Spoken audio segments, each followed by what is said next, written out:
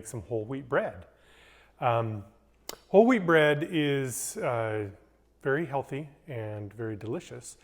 And the reason why it's important to eat whole grains instead of processed grains is the whole grains contain the fiber that's in the grain, whereas the processed white grains, white flour and white rice, they take out the fiber, and fiber is so important for so many things. It helps reduce cardiovascular disease, it helps reduce the chance of diabetes by modulating the absorption of the sugar into your bloodstream.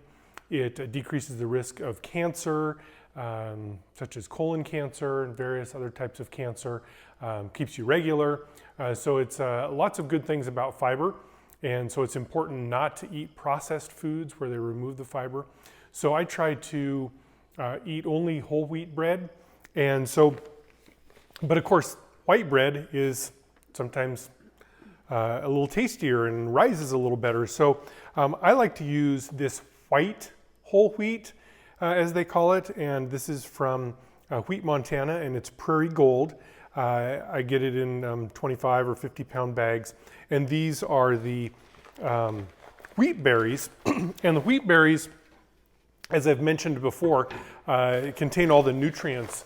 If you buy already milled wheat flour and it's been sitting around for a while, it does lose some of its nutritional value. So I like to just grind my own, and this is where my Vitamix comes in. I use the dry container, so it's designed for grinding up wheat. And I just pour a couple of cups in. Have my little piece of tape marked where a couple of cups are, because I do this so often. And then we just grind it for 1 minute, and then we have flour. Wheat. White. Wheat. White. White. Wheat. White. Wheat. White. Wheat. Wheat. Wheat. White. White. Just do wheat. Okay, so now we're going to start putting together our bread. This, even though it's a whole wheat bread, this bread, every time I've made it, has turned out really nice and light and airy and just delicious. And the trick is to start with, I think they call it a sponge. So you put this stuff together and you let it rest for a little while.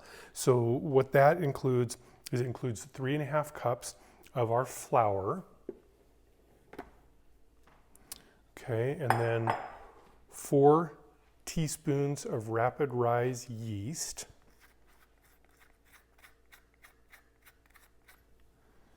Okay, and then 1/3 cup of vital wheat gluten. So gluten is the protein from flour, and when you're making whole wheat flour, whole wheat bread, it doesn't have as high a percentage of protein or gluten in the bread as it does when they take the fiber out of it and you have white flour. And it's the protein that allows those bubbles to form in the bread and keeps them intact so that the bread gets nice and light and airy. So without the protein, or without the high of percentage of protein, those bubbles tend to collapse and you get a dense loaf.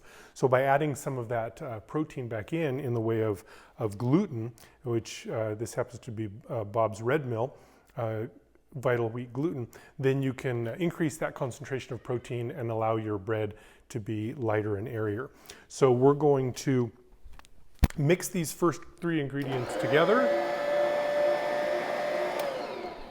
and then we're going to add our 2.5 cups of warm water. Now when you're adding warm water to bread, you want to make sure that it's not too warm. You want it over about 100 degrees, but you want it less than 120 degrees. If it gets much more than 120 degrees, that tends to kill the yeast, and then it doesn't rise as well. This is a nice little gadget. These are instant read thermometers by Thermapen. And these are nice for checking to see when your bread is done as well. We'll use that later. So we're going to add our water. What does bread do after it's done baking? It loafs around.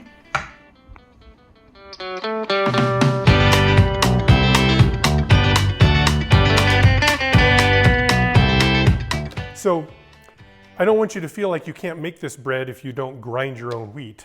You can buy, of course, wheat flour that's already ground, and this white whole wheat is available widely. And so what we're going to do now is we're going to put a lid on this. I'm using my handy Bosch mixer, and the lid now covers this, and this sets for at least 10 minutes. It'll rise, and then we'll add the rest of our ingredients, and then we'll be ready to go to bake our bread. Hey Liam, why doesn't bread like warm weather? It's too toasty. Good job, Liam. All right, so our initial part has set for more than 10 minutes. So we can take our lid off, and then we add our next set of ingredients. One is a third cup of oil. You can use coconut oil. In this case, I'm using olive oil. There's a debate about whether or not coconut oil is healthy, and I'm not going to get into that because you can find people that say either thing. Any refined oil in excess is not so good for you, but I think olive oil does have some beneficial properties to it. And then 4 teaspoons of lemon juice, and then a tablespoon of salt, and then a third cup of honey. And if you pour the honey in your measuring cup that you had the oil in, the honey pours out a lot easier because the oil prevents it from sticking to the inside of the measuring cup. So it cleans out pretty nicely. So then we're going to mix this with our dough hook on our Bosch mixer for 1 minute.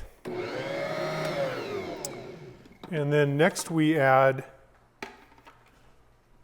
the rest of our flour, and that's going to be 2.5 more cups of our white whole wheat flour, and we mix it as we're adding it in. So I have a 1/2 cup measuring cup, and so we're going to do 5 of those to get 2.5 cups more flour. What do bakers have to do every morning before leaving? Make sure their bread is made.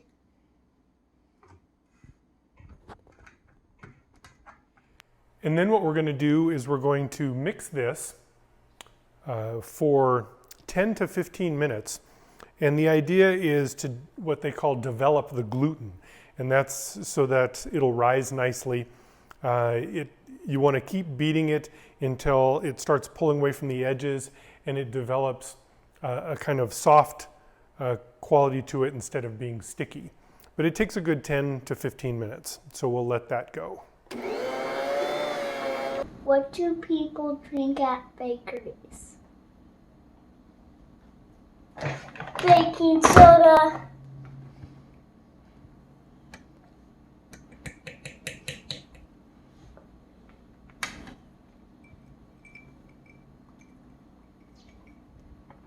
Yum. Okay, so now our dough has been mixing for 10 to 15 minutes, and we're going to take it out of the mixer, and I'm going to put it in this bowl over here on my scale. So we're going to separate out our dough, and then you can just kind of shape your dough to fit your pan. And then to prepare the pans, we just lightly grease a couple of pans. I really like these USA pans. They bake nice and evenly. And look at that, Tracy. Another episode with no onions. What a bonus. Okay, so then what we're going to do with these is we're going to put them in the oven. If you have an oven that you can set down to 90 degrees, that's a great temperature to get this bread to rise nicely. If you don't, you can just turn your oven on to the lowest setting, and then as soon as it gets up to temperature, turn it off, and then open it up and let it cool down a little bit.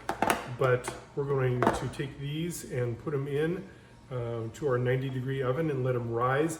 And the idea is you let them rise to the height that you want your bread. So generally a little rounded up over the top of the pan is just right. So we'll take our loaves, put them in our oven. Okay, we're going to check on our bread and see how it's rising. It's been in the oven at 90 degrees for 30 minutes now. Oh, and those are looking like nice loaves. It's about time to transfer them over to our oven that's preheated to 350 degrees, and then we'll bake them for about 30 minutes until the internal temperature reaches 190 degrees. So we're going to put our bread into our preheated oven at 350 degrees. I want to try to carefully transfer them over. Look at that beautiful bread.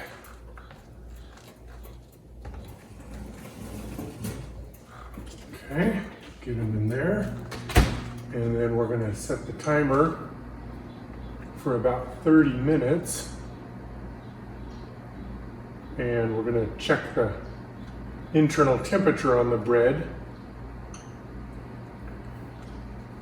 just before that, so that we can see if it reached 190 degrees internal temperature, which is when whole wheat bread is done.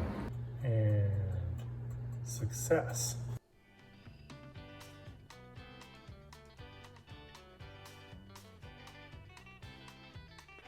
Our bread is now cooled, and it's that time I've been waiting for. Get to cut into the bread.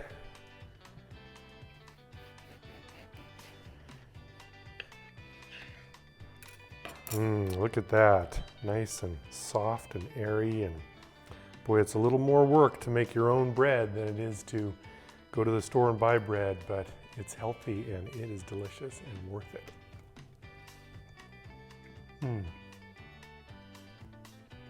There's nothing like fresh baked bread. Hope you enjoy. God bless.